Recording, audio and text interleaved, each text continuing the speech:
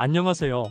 오늘은 지방의 악성 미분양 문제를 해소하기 위해 정부가 또 한 번 LH의 힘을 빌리기로 한 소식을 전해드립니다.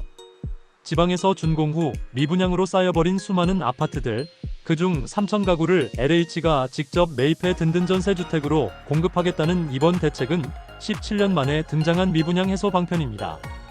정부와 기획재정부, 국토교통부, 금융위원회 등 관계 부처가 힘을 합쳐 마련한 지역 건설 경기 보완 방안에 포함된 이 대책은 그동안 지방 부동산 시장 회복을 위해 여러 가지 정책이 시도되었지만 쉽게 해결되지 않던 문제를 한 번 더 풀어보겠다는 의지를 담고 있습니다.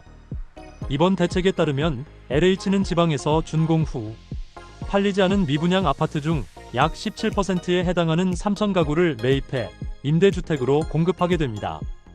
든든 전세주택은 최장 8년 동안 시세보다 저렴한 보증금으로 거주할 수 있고 일정 기간이 지나면 분양 전환도 가능한 형태라 임대 수요가 있는 지역에서는 분명 긍정적인 효과를 기대해 볼 만합니다. 그런데 여기서 한 가지 문제는 LH가 매입하는 가격이 분양가보다 낮게 책정되어야 한다는 점입니다. 국토부에서는 기축매입임대 예산 내에서 3천억 원을 활용해 한 채당 평균 1억 원꼴로 매입하는 방안을 내놓았는데 지방의 악성 미분양 아파트들이 실거래가나 신규 분양가를 감안하면 1억 원이라는 가격이 현실과는 거리가 있다는 지적이 나오고 있습니다. 과거 2008년 글로벌 금융위기 당시 전국 준공 후 미분양이 5만 가구를 넘어섰을 때 LH는 7,058가구 정도를 매입해 시장에 풀었는데 당시에도 미분양 해소를 위한 임시방편으로 추진된 정책이었습니다. 그런데 지금의 상황은 그때보다 미분양 물량이 줄었더라도 지방 미분양의 상당수가 수도권 외 지역에 집중되어 있어 LH가 매입해야 할 부담은 여전히 만만치 않다는 우려가 큽니다. 실제로 최근 한 민간 아파트 분양 동향 자료에 따르면 수도권을 제외한 지역의 신규 분양 아파트 분양가는 평당 1,940만 원 정도로 나타나고 있어 전용 면적 84제곱미터 기준으로 보면 4억 원대의 가격이 형성되는 것이 일반적입니다. 이와 비교할 때 LH가 1억 원 정도로 매입한다는 것은 가격이 과도하게 낮게 책정되는 문제를 드러내는 셈입니다. 또한 정부가 안 팔리면 정부가 사준다라는 메시지를 시장에 보내게 될 경우 분양시장에 잘못된 신호가 전달될 수 있다는 비판도 제기되고 있습니다. 주택 공급자들은 정부의 이런 미봉책에 의존해 안일하게 대응할 위험이 있고 이는 결국 자율적인 시장 원리에 따른 거래가 위축될 수 있다는 우려가 있습니다.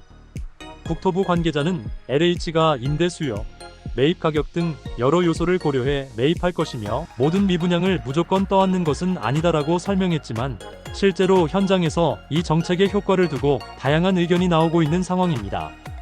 또한 LH가 매입한 주택을 든든 전세주택으로 공급하더라도 임대보증금과 분양 전환 시 받게 될 분양대금으로 일부 재원을 마련할 수는 있겠지만 임대 수요가 충분하지 않은 지역에서는 추가로 확보할 수 있는 재원이 많지 않을 것이라는 점도 문제입니다. 지방의 미분양 물량 중 상당수가 이미 장기간 시장에 머무르며 가격이 조정된 상태인 만큼 임대 시장에서의 수요와 공급의 균형을 맞추기가 쉽지 않을 것이라는 분석이 나오고 있습니다. 이번 대책은 세 가지 트랙, 즉 세제 혜택, CR리치, 그리고 LH 직접 매입이라는 방법으로 미분양 문제에 접근하는 가운데 하나로 추진되고 있습니다. 지난해부터 이미 여러 차례 세제 혜택을 통해 미분양 해소를 시도했지만 그 효과가 불확실했던 만큼 이번에는 LH가 직접 나서서 매입하는 방법이 선택된 것으로 보입니다. 그러나 이 역시 LH의 재정 부담이 커질 수 있고 시장에 정부가 사준다는 잘못된 기대감을 심어줄 위험도 안고 있는 만큼 장기적으로 볼 때 얼마나 효과적일지 의문이 남습니다.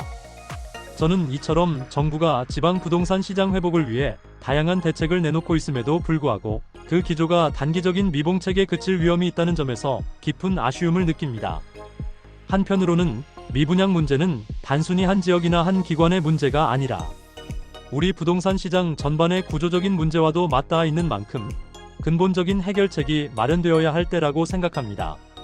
정부와 민간, 그리고 현장에서 고민하는 여러 주체들이 함께 머리를 맞대고 보다 실질적인 대책을 마련해 나가야 할 시점인 것 같습니다.